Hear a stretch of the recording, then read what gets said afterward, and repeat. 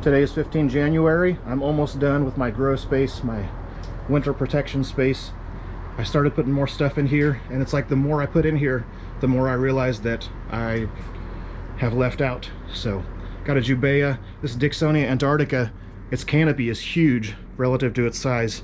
So, I had to tape up the fronds because the canopy was just covering everything and not letting the irrigation system get to everything. I can just barely step into here. So this is about 10 feet wide that way, and about 10 feet across this way as well. So I've got about 100 square foot of just palmy goodness in here. Threw in a couple more lights and sealed up some of the open vents in between the rafters and stuff. So should stay a little bit warmer in here. So far it's been staying about 2 degrees above ambient at night during the minimum temperatures. So there's only a couple more things I got to put in here, and I want to show you a couple of the things that I still need to put in there, and I'm going to talk about them here for a second. Okay, so these came out of the grow box. The grow box, the bottom is waterproof, and as I water the plants, water runs off and accumulates at the bottom, and I pump it out once a week or so. But I didn't want my palms standing in water, so I put down some gravel at the bottom, some big open gravel with lots of dead space so the water could fill up the dead space and keep the palms up out of the water. But some palms, like this Phoenix, this is a Robelinii by Reclinata. Phoenix doesn't care, it wants that water.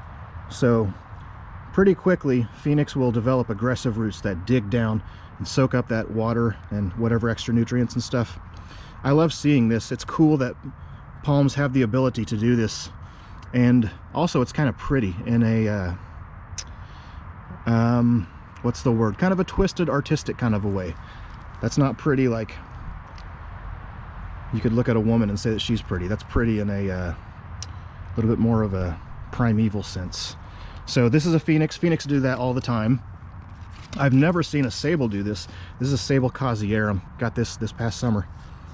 I've seen them put out 1 or 2 little roots down below, but never a big developed root structure like this. You know what this reminds me of? If you've ever seen AI generated art, or if you've seen 3D printing that they let AI, or they use AI to develop the kind of the framework on which the final product is printed. And I'm gonna get philosophical here for a second. I am a dumb caveman. I'm a knuckle dragger, but there's a lot of stuff in this world that I like to talk about, and I probably don't talk about it enough or think about it enough. But so that looks like AI generated art, but AI generated art really is AI trying to create things that have already been created. Everything that is sprang from what was. That's not from the Bible. That is from a death metal song. The biblical part of that is there is nothing new under the sun, and that is from Ecclesiastes. That's one of my favorite books in the Bible. So AI creates things that look like things that already exist, and we think that AI creates like brand new things that have never existed, but it doesn't. Like, it just takes things that already exist and it just reuses them over and modifies them, whatever. That is the same thing that people do. That's what engineers and artists do.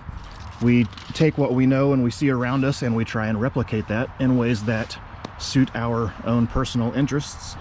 And I think that's a testament to the character of God. You know, we were created in God's image, and so a lot of the things that we like because God likes them, and he programmed those things into us because we're his sons, and we're just trying to do what he does. So I think it's pretty dang cool that through the process of looking at art and nature, you can find the character of God. And you know, like the Bible says, the heavens declare the glory of God.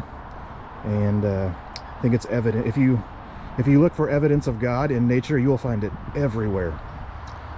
All right, that's my little spiel. I'm gonna finish boxing this thing up, and then I got to put a door on the grow space to really keep the cold out.